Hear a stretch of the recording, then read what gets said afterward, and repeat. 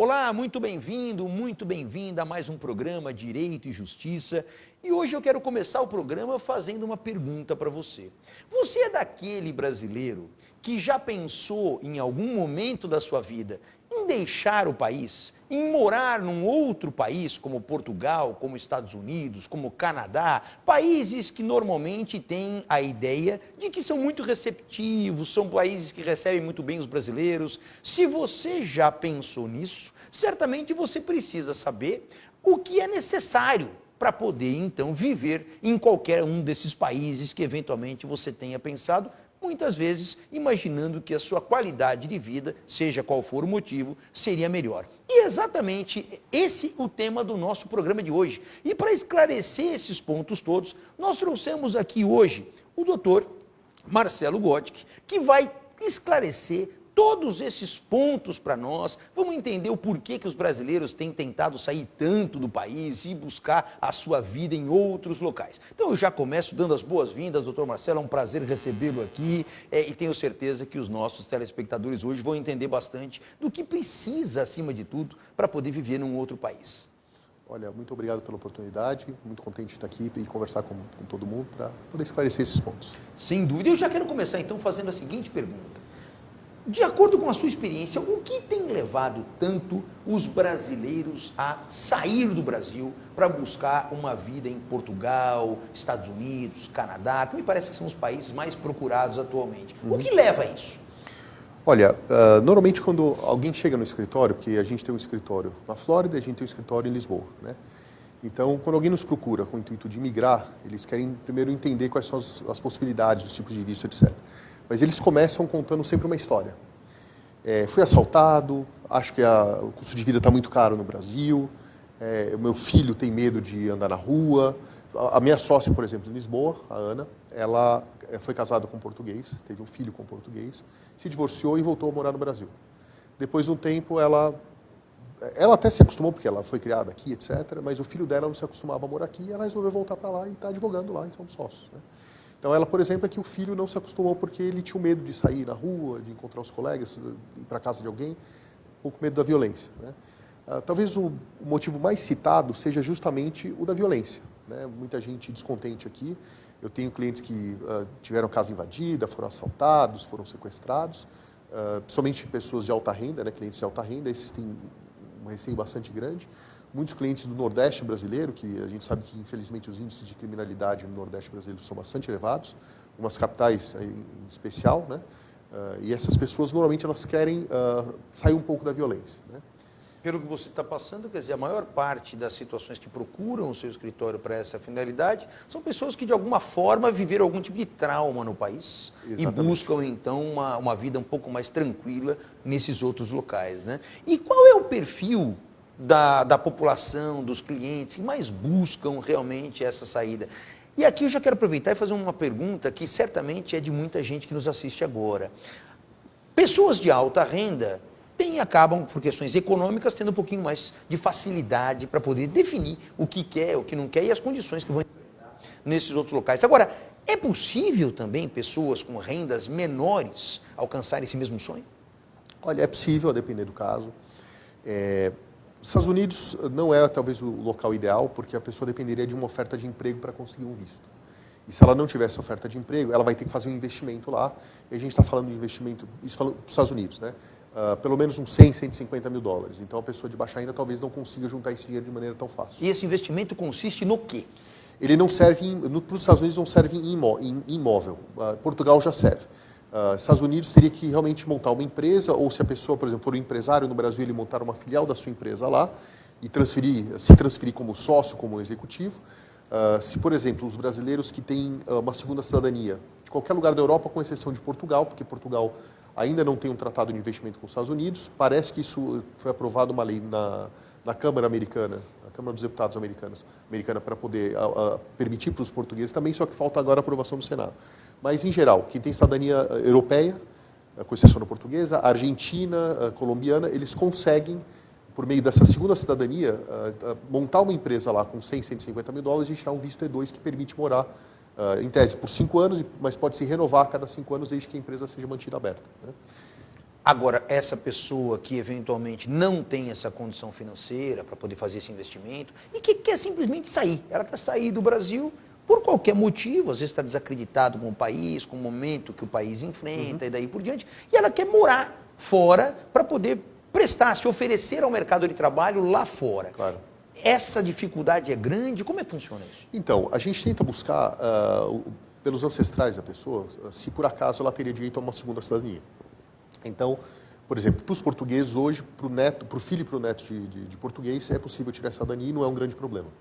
Só que, por exemplo, se o neto de um português tirar a cidadania, ele vai ter uma dificuldade de passar para o seu filho. Mas se ele tirar para o pai dele antes ou para a mãe, se estiver vivo, aí passa para ele e é uma nacionalidade que ele adquire originalmente, então ele pode passar para os seus descendentes e passa de um para outro. Então Portugal é tranquilo, a Itália é muito fácil também. A dificuldade da Itália hoje são duas, que é obter a documentação, que às vezes é difícil na Itália, porque tem que fazer a busca, mas é possível. E o segundo problema é que o consulado italiano tem uma fila tão grande que demora mais de 10 anos para conseguir essa cidadania.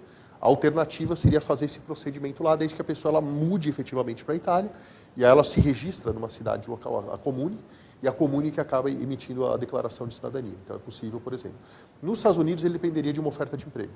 Então, se ele não tiver uma oferta de emprego e o pedido de visto é feito pela empresa que o contrata, é um processo um pouco mais longo, um pouco mais tortuoso, mas é possível, só que ele depende de uma oferta de emprego, a não ser que ele tenha algum familiar, por exemplo, o pai, ou, por exemplo, um filho, que possa conseguir um green card para ele, que depois pode ser convertido numa cidadania. Agora, imaginando aquela pessoa que, porventura, não tenha a possibilidade de obter uma segunda cidadania, por conta que não tem ninguém na árvore genealógica próximo que permitiria isso. Então, é um brasileiro sem condições de segunda cidadania. Consegue ir? O que tem que fazer para poder viver nesses países? Para os Estados Unidos é um pouco difícil. Tá? Para os Estados Unidos, se ele não tiver um familiar que consiga passar esse green card para ele vai ter um pouco mais de dificuldade. Agora, Portugal tem uma série de facilidades, porque assim, normalmente se precisa de um visto para a pessoa entrar e dizer que vai residir, depois chegando lá ela pede uma autorização de residência. Só que é possível chegar lá sem esse visto, porque o brasileiro não precisa de visto para entrar, e se ele arrumar um emprego lá, ele consegue pedir, por exemplo, uma autorização de residência. Então Portugal é muito mais receptivo do que os Estados Unidos são em relação a isso.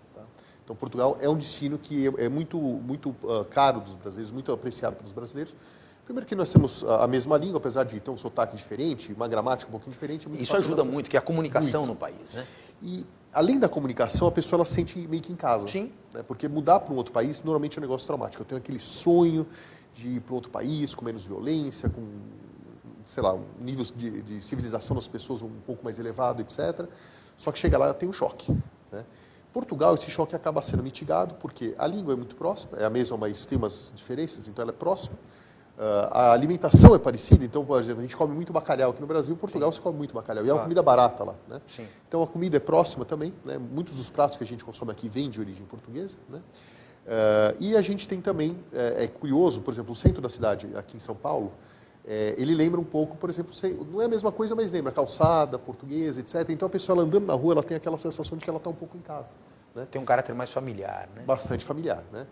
E uma outra possibilidade em Portugal, que é uma lei que talvez o regime mude, esse mesmo regime tinha na Espanha, a janela se fechou em novembro, tá? Em Portugal a janela ainda está aberta, que é para os descendentes de judeus sefarditas, que são aqueles judeus que foram expulsos de Portugal, vieram morar aqui, e alguns foram até convertidos em cristãos novos, etc., e é chamada Lei do Retorno. Né? Inicialmente essa lei demorou um pouco para decolar a utilização dela, quase que uma lei que não pegou, mas depois que descobriram essa lei, agora o número de processos é bastante grande. Então já está passando dos 100 mil processos em Portugal. Por conta disso, está começando a se discutir em Portugal, aprovar uma nova lei para criar uma data de corte. Então, uma pessoa que consiga comprovar que ela é um descendente de judeu que pertença à comunidade judaica de Portugal, então tem que fazer um estudo genealógico, ela também consegue. E aí, sai uma cidadania mesmo, inclusive para a família toda, e ela consegue mudar para Portugal, mesmo que ela não tenha uma oferta de emprego também. Então, e esses brasileiros que imigram para esses países, especialmente Portugal, ou até mesmo Estados Unidos, Canadá também, em termos de mercado, quais são as principais áreas, as áreas mais comuns que eles empreendem nesses países para poder migrar? Olha, eu diria que tem um pouco de tudo, na verdade. Então, eu tenho clientes que são empresários do setor da panificação, Tem clientes que montam cafés, tem clientes que montam lojas, tem clientes que montam empresas mais estruturadas, por exemplo, tem um cliente que é um banco, que transfere executivos. Então, na verdade, é bastante amplo, essa gama é bastante complexa, vamos dizer assim. Tá? Agora, um outro grande ponto que o brasileiro muitas vezes fica preocupado quando se cogita essa saída do país, é como ele vai ser recebido lá. E quando eu digo recebido, não só pelo governo local, mas também pela população local, porque existe muito isso. Alguns países a gente escuta que são muito mais receptivos, a sociedade em geral, para imigrantes do que outros países, que já são mais fechados e tudo mais. Como é que funciona nesses principais países que os brasileiros buscam essa receptividade, tanto do governo quanto também da sociedade? Olha, o governo em geral, quando ele abre as portas, ele quer realmente atrair as pessoas, então você não encontra uma hostilidade do governo, até porque seria ilegal fazer isso, né?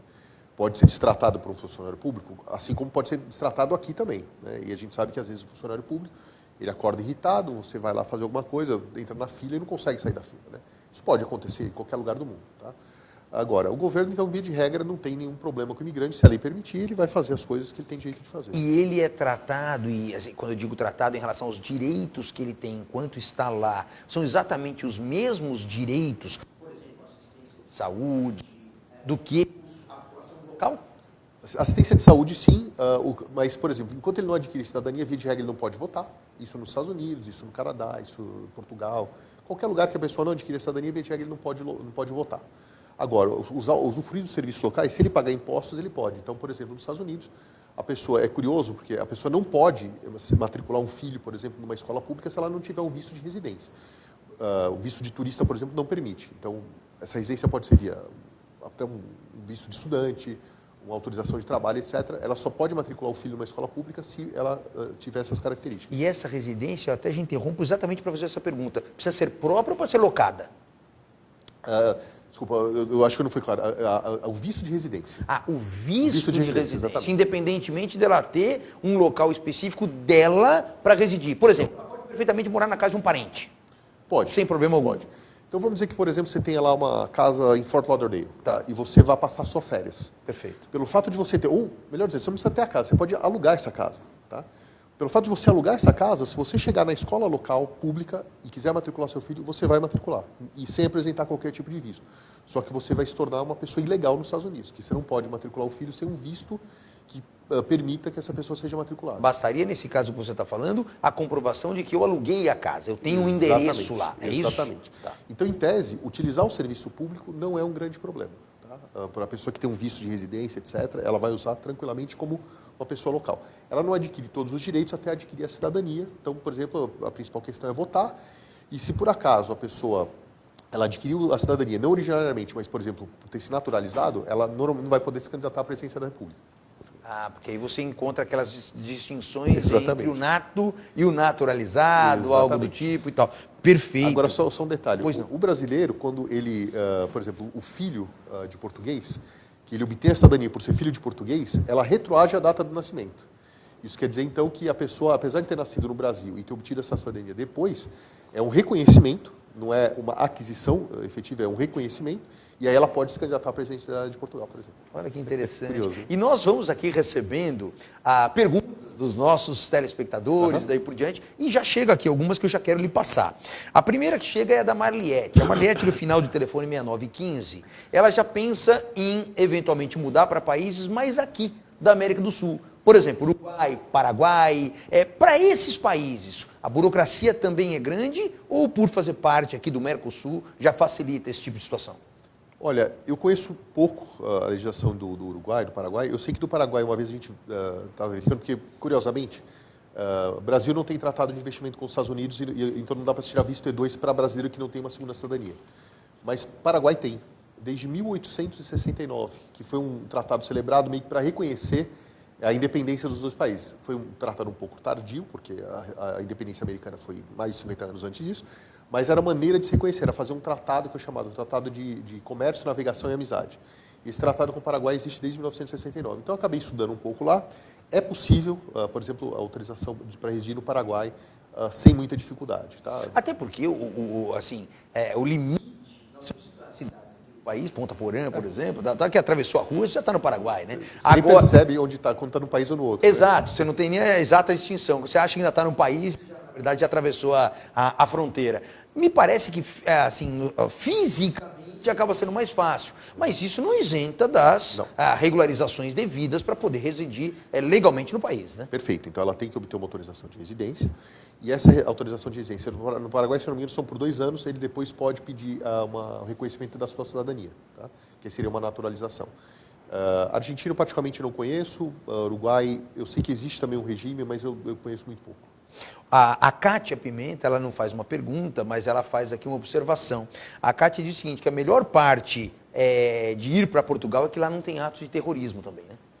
Não tem. E, na verdade, assim, o índice de criminalidade em geral lá é muito baixo.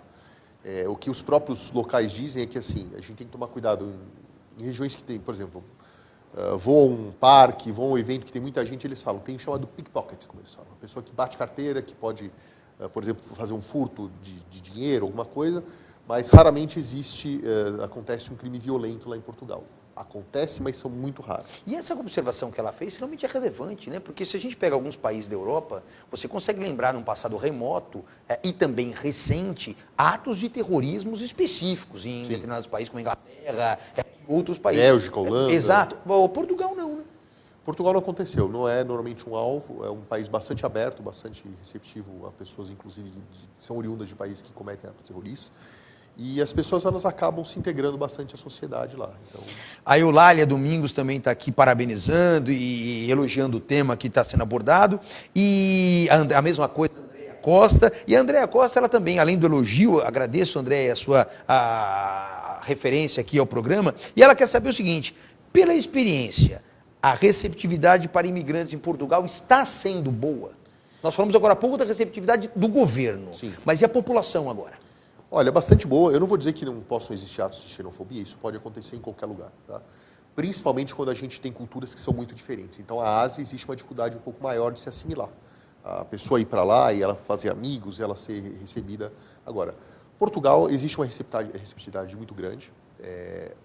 Os brasileiros que mudavam para Portugal na década de 80, principalmente, quando a gente estava numa situação econômica muito difícil, essas pessoas não eram tão bem vistas porque elas iam para arrumar subemprego, para trabalhar, por exemplo, para limpar banheiro, para ser cozinheiro, etc. E as pessoas não eram pessoas de alta renda. Só que o perfil do brasileiro que vai para a Europa hoje, não só para Portugal, mas a Europa em geral, é um perfil muito melhor. São pessoas que já são mais educadas, que fizeram faculdade, etc.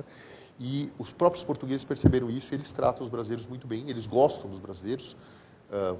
Um motivo, além de tudo isso, Portugal passou por uma fase, uma crise econômica muito séria, e os brasileiros ajudaram, com o investimento externo feito lá, a tirar Portugal da crise. Então, muito dinheiro brasileiro foi para Portugal, pessoas de alta renda que montaram montaram empresas, criaram empregos, que investiram bastante em Portugal e fazem isso até hoje. O fluxo está aumentando, a procura do escritório tem aumentado bastante. Em Portugal, especificamente, me parece, eu não sei se ainda está valendo essa regra ou não, porque eu escutei a referência a ela já há algum tempo, queria até que você me esclarecesse isso, que se comprasse um imóvel em Portugal, você já teria uma possibilidade de residir lá. É isso? Portugal permite fazer um investimento em imóvel, depende do valor, da localidade, porque, por exemplo, a via de regra, o investimento é de 500 mil euros. Contudo, se for um imóvel dentro de determinadas regiões, que tem mais de 30 anos e precisa de um investimento para renovar, para reformar, de pelo menos 350 mil euros, qualifica também. Então, Agora, essa situação em relação a Portugal especificamente, só para deixar claro para quem nos assiste, eu comprei um imóvel lá nessas características, automaticamente eu já tenho a permissão para residir lá? Então, aí eu solicito aquilo que é chamado de ARI, né, a autorização de residência de investidor, e eu consigo, então, solicitar e eu não preciso morar lá. No primeiro ano eu preciso passar 14 dias, nos próximos 4 eu preciso passar pelo menos 7 dias para não perder a autorização de residência. E depois eu posso pedir a conversão em cidadania, uma naturalização. Agora, nós estamos pensando aqui sempre no mundo ideal, né? De que tudo é solicitado, tudo é autorizado e eu serei feliz para sempre naqueles países. Agora eu quero entender um pouquinho o contrário. Quais são os motivos que acarretariam uma negativa de um governo para que eu residisse lá? Então imagine o seguinte, vamos pegar o exemplo de Portugal, comprei o imóvel nessas características e entro com essa solicitação que nós acabamos de falar. é garantido que eu seria autorizado ou com o risco de eventualmente o governo falar, olha, em que pese você tenha adquirido esse imóvel aqui, você não preenche os requisitos. Quais são os requisitos que normalmente esses países exigem para poder permitir a permanência legal de um brasileiro lá? Olha, via de regra é um ato discricionário, tá? Então existe uma lei, mas não há um direito adquirido. Isso é muito raro ter um direito adquirido para qualquer lugar que a pessoa queira imigrar. Isso pode ser para os Estados Unidos, pode ser para o Canadá, isso pode ser para Portugal, pode ser para a Espanha. Então não há um direito adquirido. O que pode acontecer é, se eu tiver um direito à cidadania, aí é um direito adquirido. Sim. Por exemplo, por o meu pai ser português. Aí é uma história. Mas eu fazer um investimento, ele pode ser negado se o processo não for bem montado, não for bem instruído.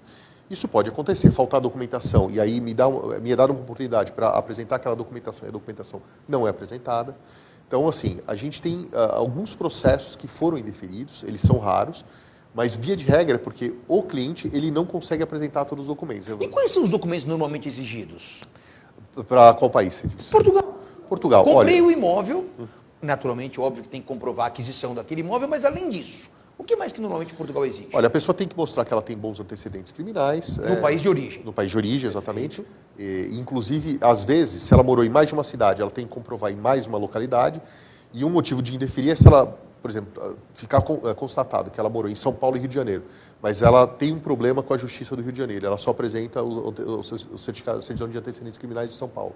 Isso há uma grande chance de ser indeferida, a não ser que não olhe o processo direito lá. Agora, uma outra questão, já que nós tocamos nesse ponto. Só antecedentes criminais, porque nós estamos falando de problemas da justiça. Muitas vezes a pessoa sofreu, até porque a pessoa, repito, a maioria das vezes a pessoa que tem o perfil de querer sair do Brasil é porque não está vivendo uma boa situação no país. Então você tem, tirando aquelas pessoas riscos de segurança pessoal, que nós já comentamos, mas aquela pessoa que aqui não está encontrando um mercado de trabalho adequado para se manter. Então busca sair daqui. Essa pessoa, muitas vezes, ela é alvo de um processo de despejo por falta de pagamento na área civil, e muitas vezes tem o seu nome com restrições, protesto, Serasa, e daí por diante. Essa análise civil é feita por esse país a ponto de negar? Não, nos Estados Unidos não se pede isso, Portugal também não se pede, Canadá eu desconheço, mas Estados Unidos e Portugal não pedem isso. Então é especificamente na parte criminal. Na parte criminal, exatamente. Perfeito. Então, assim, quando algum documento importante no processo que o cliente não consegue nos fornecer, e às vezes a gente até tentativamente buscar também e não consegue, aí é o motivo para indeferir. Agora, se a documentação estiver em ordem e o processo for bem cuidado, etc., não vai dar problema nenhum. Pode acontecer também de um formulário ser mal preenchido, por isso que é bom a pessoa, se ela não se sentir confortável o suficiente, ela procurar um advogado, entendeu? Porque, tem uma dúvida, tal. Se ela preencher errado, há uma chance muito grande aí do processo ser indeferido. Mas se ela contratar um advogado que sabe o que está fazendo, isso normalmente não vai ter problema, não. Agora nós estamos falando da ideia de brasileiros saindo do país por esses motivos que nós estamos apresentando. Mas é inegável que nós enfrentamos também no Brasil o inverso. Pessoas que muitas vezes querem vir morar no Brasil por alguma razão. E em cima disso, duas perguntas já chegaram para nós em cima desse tema. Uma da Maria Rita e outra Jennifer, mandando aqui o seguinte, veja, a Jennifer especificamente coloca como os bolivianos chegam no Brasil, porque também tem muito boliviano trabalhando, principalmente nessa parte de confecções e daí por diante, né? Tem muito boliviano. A pergunta dela, por que eles escolhem o Brasil, por exemplo? E nesse mesmo sentido, já aproveitando o nosso tema, a Maria Rita pergunta o seguinte, como que as outras pessoas de outros países enxergam o Brasil? Enxergam como um bom lugar para morar? Como é que isso tem sido compreendido na sua atuação profissional? Bom, falar da Bolívia um pouco inicialmente, tem pessoas que vêm trabalhar no setor de confecção, mas tem bolivianos que, por exemplo, vêm para estudar medicina ou fazer residência aqui e acabam ficando.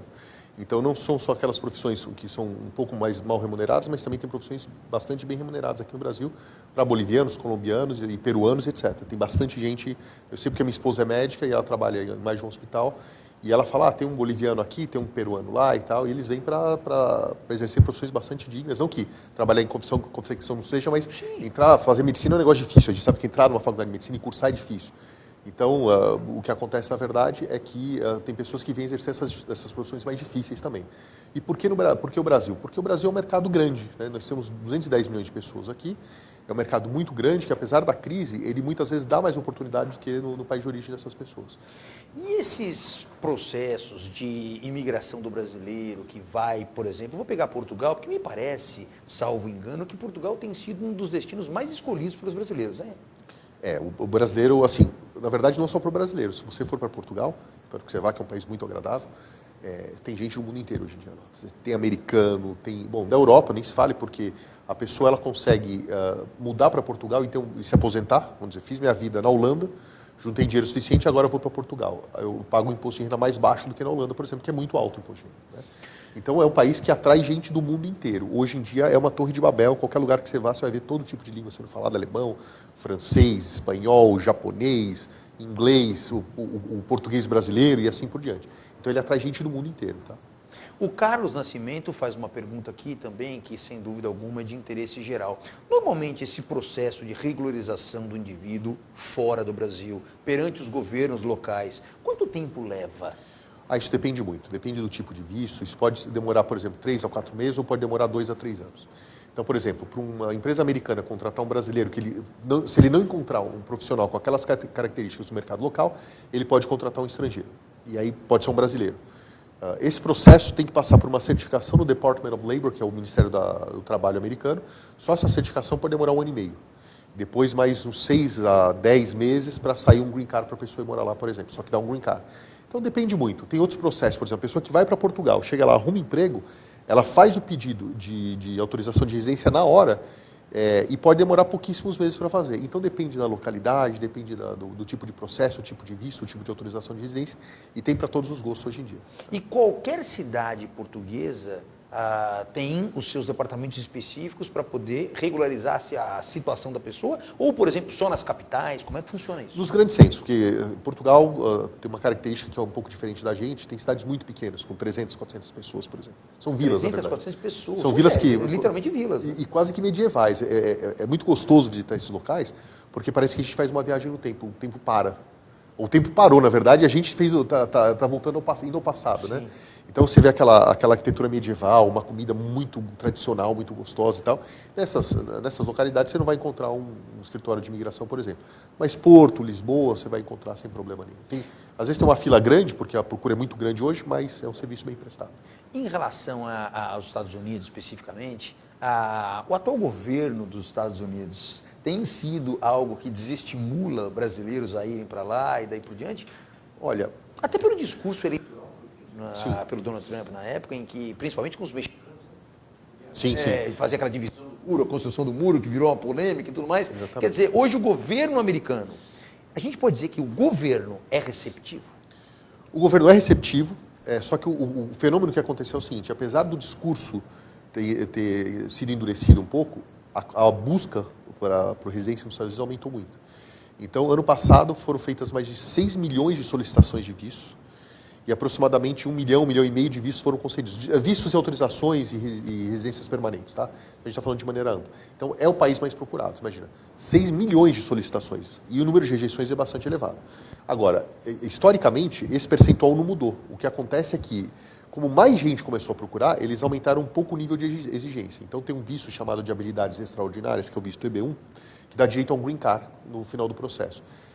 Antigamente era mais fácil, com uma quantidade menor de documentos, aprovar. Hoje, a análise ficou muito mais criteriosa. Eu tenho que apresentar muito mais documento, e por conta disso a chance de rejeição é maior. Mas não é que o governo ele não quer, ele quer, só que ele quer pessoas que são bem treinadas, que estudaram em boas escolas, que sabem trabalhar e ganhar dinheiro e que vão contribuir com a economia americana. Então não é um problema de rejeição por si só, é que a análise ficou mais criteriosa, porque muita gente quer mudar para os Estados Unidos, mas muita gente. Agora, imagina assim, aquele jovem que tem ainda o sonho de construir uma vida profissional fora do Brasil. Então, aqueles que ainda estão fazendo faculdade, aqueles que estão se preparando para uma vida profissional. Pela sua experiência, Marcelo, seria mais interessante buscar algo em Portugal, Canadá ou Estados Unidos para aquelas pessoas que, de repente, queiram concentrar suas atividades em áreas de inovação, tecnologia, coisas do tipo. Qual seria o melhor caminho para aquele que quer hoje desenvolver uma vida profissional fora do Brasil? Olha, a gente tem uma série de fatores que precisam ser levados em consideração. O primeiro deles é a escolha pessoal, porque pode acontecer da pessoa ter uma preferência por Portugal em detrimento dos Estados Unidos, ou do Canadá em detrimento de Portugal. Então, a pessoa ela precisa conhecer os países e ver o que ela vai se acostumar mais. Eu tenho um cliente, por exemplo, que ele já tem cidadania portuguesa, porque o pai dele é português, e ele falou, não quero morar em Portugal. Mas por quê? Porque eu acho que é um país pequeno, passei um tempo no Porto, fiquei um pouco deprimido. Meu irmão morou no Porto e eu estava deprimido porque é uma cidade que ele acha pequena, sem movimento. É uma cidade que eu adoro, por exemplo. Eu moraria lá sem problema nenhum. Mas ele não tem uma preferência em Portugal e tem a cidadania portuguesa. E ele, inclusive, já está de mudança para os Estados Unidos agora. Então a pessoa primeiro precisa ver a preferência dela. Tá? Segundo, ela precisa ver o que ela quer fazer. Portugal, apesar de ser um país europeu, mais tradicional, etc., ele é um centro de inovação. Você deve ter ouvido falar do tal do Web Summit, Sim. que é o maior evento de inovação do mundo. Ele começou na Irlanda, foi transferido para lá, e hoje ele atrai dezenas de milhares de pessoas que vão, e elas... é quase que um culto aquilo, né? É quase uma questão religiosa, as pessoas vão e participam dos eventos, e é um centro de desenvolvimento de tecnologia. Hoje, Portugal, ela atrai empresas de tecnologia. Antigamente não atraía. Estados Unidos, com certeza. Você tem o Vale do Silício, tem, por exemplo, na Flórida tem centros de tecnologia, tem outros lugares dos Estados Unidos também. Então a pessoa ela precisa ver o que ela quer. E aí estudar muito bem cada região, estudar os prós e os contras, né? E ela precisa, logicamente, e aí que está o grande problema, ela precisa ver qual é a preferência dela. Porque hoje tem escolha em tudo quanto é lugar. Se a pessoa falar assim, eu quero estudar em tal país, mas eu não quero pagar, ela vai ter que ir para a Europa porque o estudo lá é muito mais barato do que nos Estados Unidos. Se ela conseguir a cidadania ou uma autorização de residência, então, fica muito mais barato, porque, por exemplo, fazer faculdade para o português custa 1.000 euros por ano. 1.000 e poucos euros por ano. Para o americano, não existe essa benesse. Então, ele pode ser residente ou não residente, ele vai pagar lá 30, 40, 50 ou até 60 mil dólares por ano numa boa faculdade. Então, depende. Então, se ele tiver condições e quiser para uma faculdade americana, ele se prepara para gastar. Então, tem uma série de fatores. Por isso que, às vezes, ele senta e conversa com um consultor, com um advogado, com amigos, passa, por exemplo, um mês num país, passa um mês no outro, e aí ele vai decidir qual é a preferência dele. Marcelo, nós teríamos assunto aqui para transcorrer durante muito tempo. Mas o nosso programa de hoje vai chegando ao final. Eu quero lhe agradecer muito por aceitar o nosso convite. Quero deixar as portas abertas para um retorno aqui quando entender conveniente, e certamente esse convite será refeito. Então, muito obrigado pela sua presença e pelos esclarecimentos. Doutor Pantaleão, muito obrigado pelo convite. É um assunto que eu gosto muito de tratar, então a hora que quiser eu voltarei com certeza. Muito obrigado. E o nosso programa Direito e Justiça vai ficando por aqui nessa semana e nos vemos no próximo programa. Até lá!